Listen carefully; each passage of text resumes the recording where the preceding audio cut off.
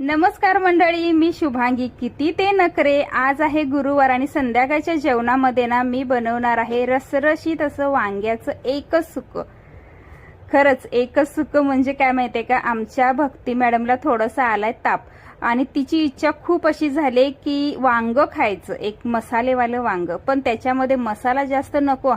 तर इकडे ना पटपट मी अशी वांगी, हिरवीगार वांगी होती कारण की मार्केटमधून आत्ताच आणलेत ना, तर त्याच्यामुळे तर वांगी अशी लांब लांब कापून घेतली. एक कांदा घेतला, 2 छान असे टॅमॅटो घेतले. टॅमॅटो असे मस्त लाल झालेले होते, तर 2 टॅमॅटो पण कट करून घेतले. आणि बघितलं तर शेंगदाण्याचा कूट संपला होता. मग काय पटकन ना शेंगदाणे सोलून ठेवलेले होतेच, तुम्ही पहिला व्हिडिओ पण पाहिला असाल.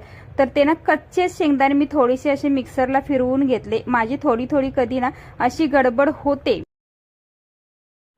म्हणूनच मी ना शेंगदाणे किंवा हे असं बेसिकचं असतं ना ते तयारी अगोदरच करून ठेवते. डब्यातले शेंगदाणे एक फसाभर असे होईल असे घेतले, मिक्सरला फिरवून घेतले आणि थोडंसं कच्चा शेंगदाण्याचा कूट बनवून घेतला, कारण की आता तो भाजायचा आहे आपल्याला मसाल्यामध्ये म्हणजे तेलामध्ये.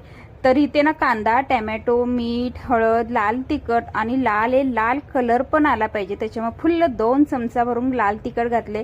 3 चमचे शेंगदाण्याचं कूट घातलाय आणि हे छान असं ना भाजून घेतलं. आणि हे घातले आता फोडी, वांग्याच्या फोडी.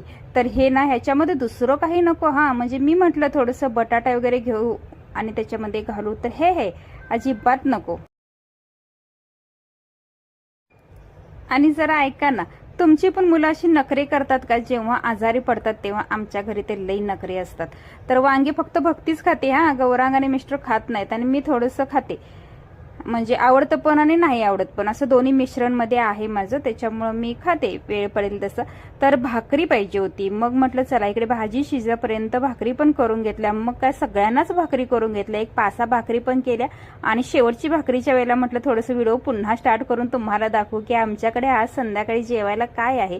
तर इकडे गरमागरम भाकरी आणि वांग्याची रसरशीत अशी भाजी, ते पण एकदम असं वाप निघेपर्यंत असंच खायचं, फुकायचं नाही. गरमागरम खायचं आहे का, ह्या का निमित्तानं होईना पण पूर्ण भाकरी खाऊ दे म्हणजे झालं. तर अशी बनवली मी आजची संध्याकाळची मस्तपैकी डिनर, आहे ना एकदम झक्कास.